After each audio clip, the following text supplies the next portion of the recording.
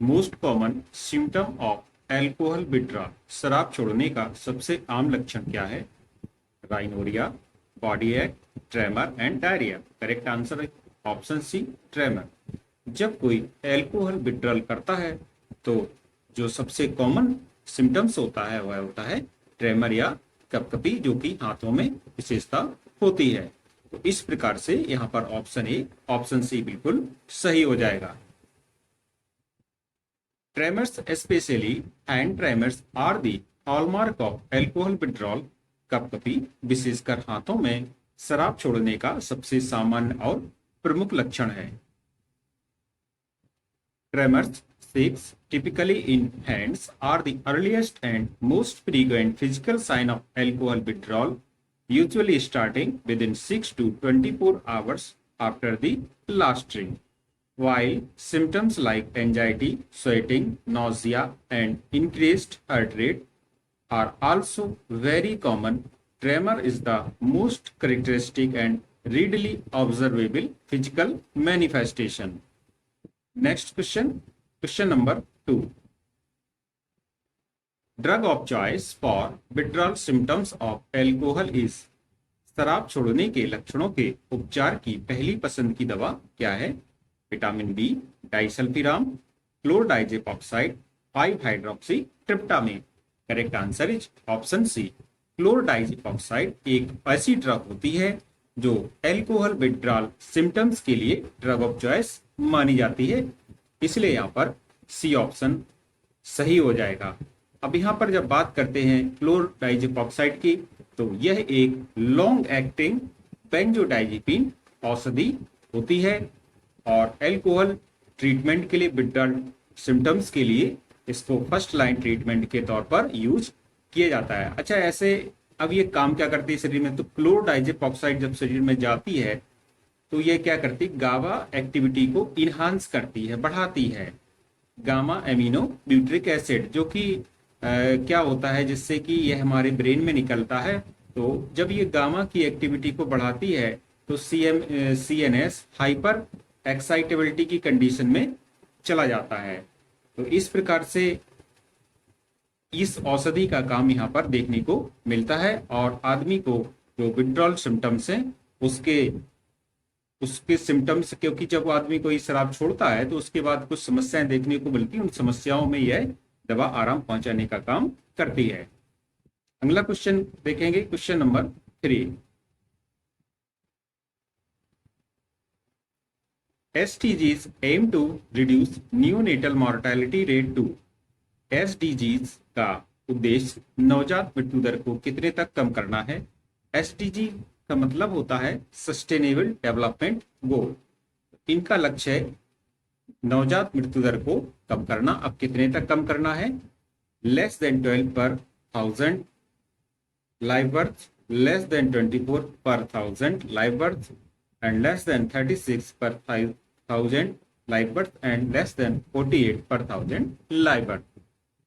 तो यहाँ पर जब बात करते हैं हम एक लक्ष्य की, सस्टेनेबल डेवलपमेंट गोल्स, इन लक्ष्यों को पाने के लिए सरकार ने 2030 तक यह निर्णय लिया है कि 1000 जीवित जन्मों पर जो मृत्यु दर है यह 12 होनी चाहिए या उससे कम होनी चाहिए।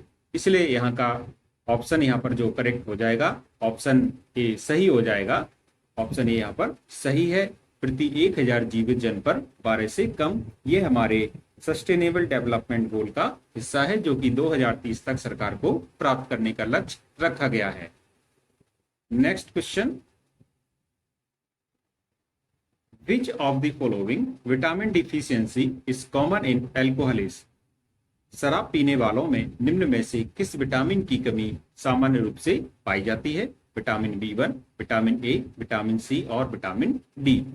करेक्ट आंसर हो जाएगा इसका ऑप्शन ए, विटामिन B1। इसकी कमी पाई जाती है ऐसे पेशेंट में जो क्रोनिक एल्कोहलिक्स के हैं, कई समय से बहुत अधिक दिनों से शराब का सेवन कर रहे हैं, तो इन लोगों में थायमीन या विटामिन B1 की कमी देखने को मिलती है। इसके कारण जो शरीर में प्रॉब्लम क्रिएट होगी उसको हम लोग बोलेंगे वर्निक्स एन्सेफेलोपैथी। तो इस प्रकार से इस बर्निक्स एन्सेफेलोपैथी से फिर आगे एक समस्या होती है कॉर्साकॉफ सिंड्रोम, जिसमें व्यक्ति की जो मेमोरी है यह कम हो जाती है।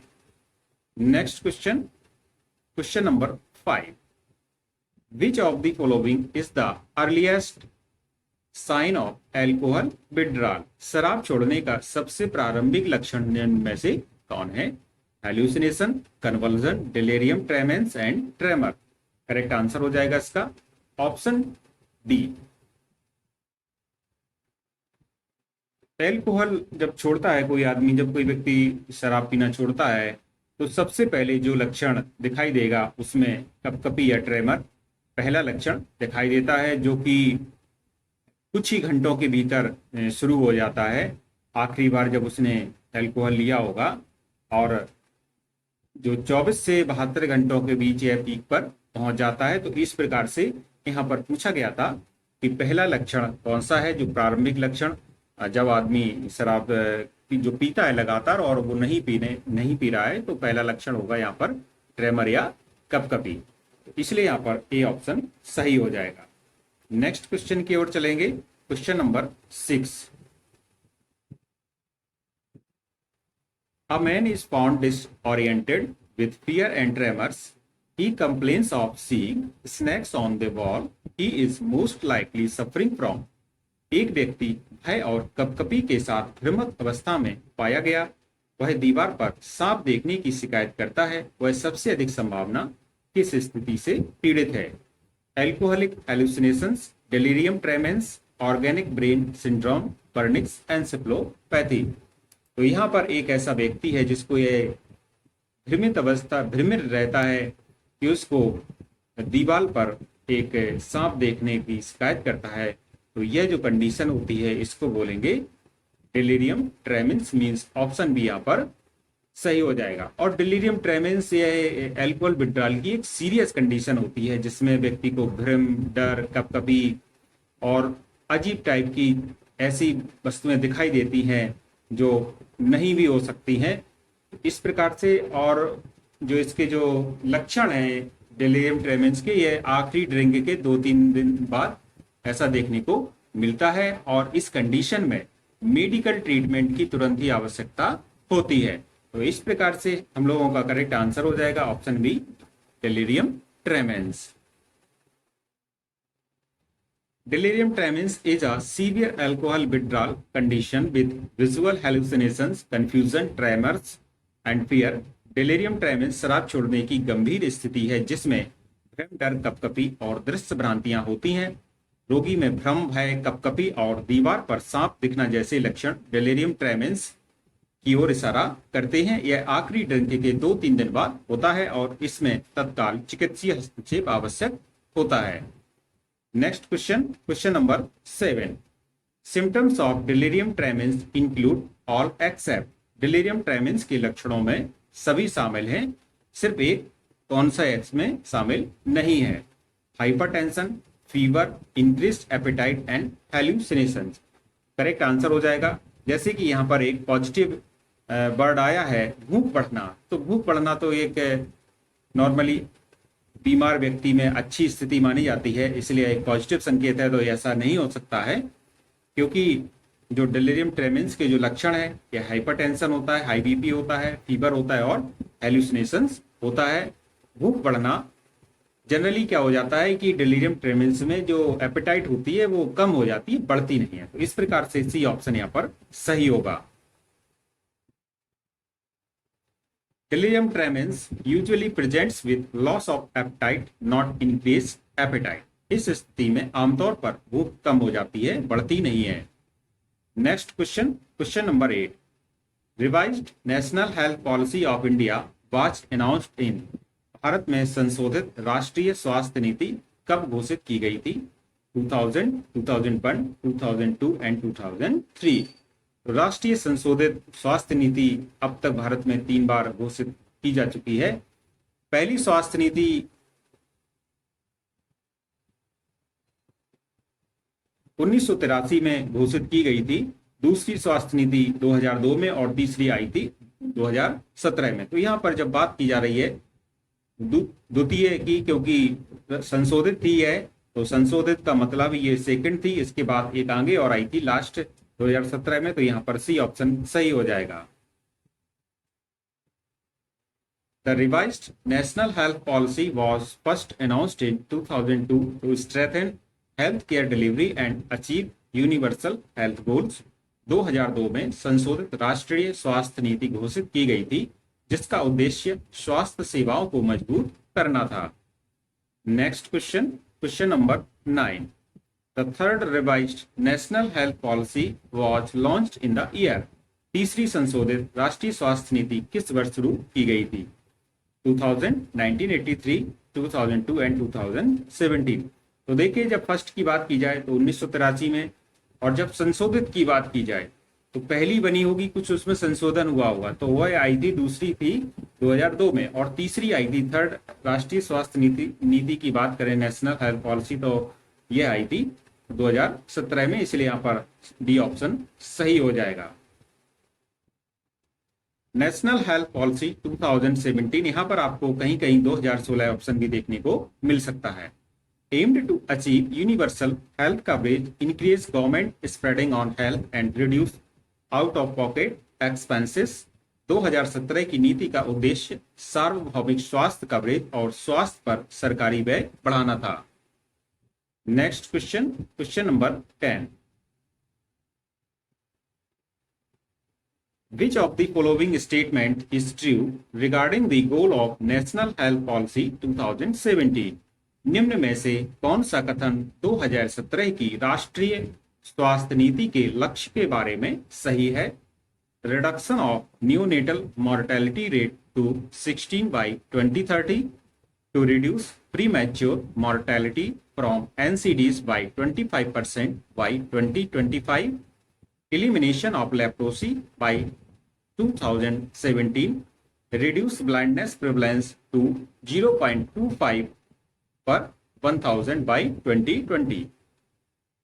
करेक्ट आंसर हो जाएगा इसका option B, to reduce premature mortality from NCDs by 25% by 2025। तो 2025 तक प्री मैच्योर मॉर्टेलिटी रेट में कमी लाना है, इसका लक्ष्य था जो तीसरी राष्ट्रीय स्वास्थ्य नीति आई थी, इसलिए यहां पर बी ऑप्शन सही हो जाएगा।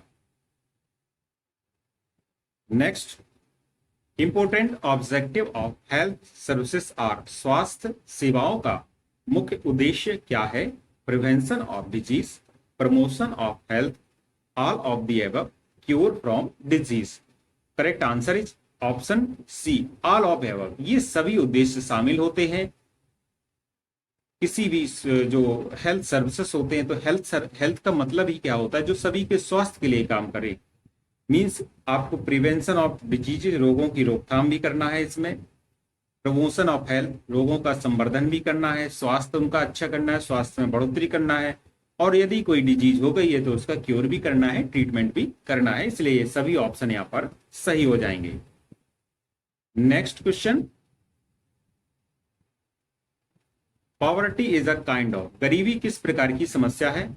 Social problem, economic problem, political problem and religious problem. Correct answer होगा इसका ऑप्शन ए, पॉवर्टी एक प्रकार की सोशल प्रॉब्लम है, इसलिए यहां पर ए ऑप्शन सही हो जाएगा। कभी कभी इस प्रकार के जो क्वेश्चन है अभी आपके सामने दिया गया है, क्वेश्चन नंबर 12, तो इसका यदि बिल्कुल सही आंसर देखा जाए, क्योंकि पॉवर्टी यानी कि गरीबी एक ऐसी स्थिति होती है जो समाज में असमानता पैदा करती है। असमानता के कारण एक गरीब व्यक्ति अपना इलाज अच्छे संस्थानों में नहीं करा पाता है, ये आप लोगों को अच्छी तरह जानकारी है। लेकिन यह एक इकोनॉमिक प्रॉब्लम भी है, तो एक बेटर यहाँ पर यह होता कि सामाजिक आर्थिक समस्या मीन्स सोशियो इकोनॉमिक प्रॉब्लम एक ही ऑप्शन हो जाता, तो वह ज्यादा बेटर करेक्ट आंसर माना जाता। लेकिन अब यहाँ पर जो आयोग ने आंसर दिया है, हम लोग उसी के हिसाब से चलते हैं। पॉवर्टी एक प्रकार की सोशल प्रॉब्लम है, इसलिए यहाँ पर ए ऑप्शन सही हो जाएगा। Next question, development and poverty eradication goal is referred as, विकास और गरीबी उन्मूलन लक्ष्य को क्या कहा जाता है? Development goal, millennium development guarantee, millennium development goals MDGs and health for all. Correct answer is option C, millennium development goal, सहस्त्राब्दी विकास लक्ष्य। तो यह लक्ष्य जो बनाया गया था 2000 में, यह संयुक्त राष्ट्र द्वारा बनाया गया था कि जब सन 2000 आया था तो यूनाइटेड नेशन ने एक लक्ष्य तय किया था, एक ऐसा लक्ष्य कि हम लोग इस संसार से, हर कंट्री से, प्रत्येक कंट्री से गरीबी का उन्मूलन कर देंगे, कहीं भी कोई भी देश गरीब नहीं रहेगा। तो इसको बोला था यूनाइटेड नेशन ने मिलेनियम डेवलपमेंट गोल मीन सहस्राब्दी विकास लक्ष्य। So the correct answer is option C. Next question, question number 14, how many millennium development goals are there? कितने सहस्राब्दी विकास लक्ष्य हैं? 7, 8, 9 या 11? सहस्राब्दी विकास लक्ष्यों की संख्या है 8। अब वह कौन कौन से हैं उन्हें भी हम लोग देख लेते हैं। Poverty, education, gender equality, child mortality, maternal health, HIV, AIDS and other diseases, environmental sustainability and global partnership for development. यह 8 गोल है जो कि यूनाइटेड नेशन ने एक लक्ष्य बनाया था कि हम 2015 तक इसको अचीव कर लेंगे। तो शायद अभी ये अचीव नहीं हो पाया है, क्योंकि जो भी है आप लोगों के सभी सामने है कि आज तक ये अचीव नहीं हो पाया है। कुछ हाँ, इसमें इम्प्रूवमेंट देखने को मिला है, तो इसका डेडलाइन कुछ आगे भी बढ़ा दी गई है। नेक्स्ट क्वेश्चन की ओर चलेंगे। Question number 15, health related millennium development goals are all except, स्वास्थ्य से संबंधित सभी MDG लक्ष्य सिवाय ensure environmental sustainability, combat HIV, malaria and other diseases, NRHM programme development, eradicate extreme poverty.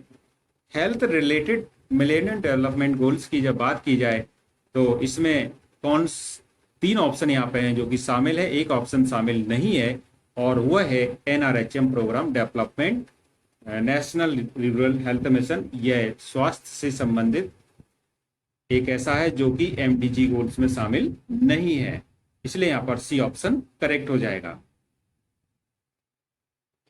NRHM is a national programme, क्योंकि इसमें क्या लगा है, N फॉर नेशनल, यह एक नेशनल प्रोग्राम है, कोई पूरे विश्व का प्रोग्राम नहीं है, ना UN का ऐसा कोई प्रोग्राम है, यह तो अपने भारत देश का प्रोग्राम है। NRHM is a national programme not an MDG। Other options are globally recognised MDG goals. NRHM एक भारत विशिष्ट योजना है, ना कि वैश्विक MDG लक्ष्य। तो आज का प्रैक्टिस टेस्ट यहीं पर समाप्त होता है। धन्यवाद।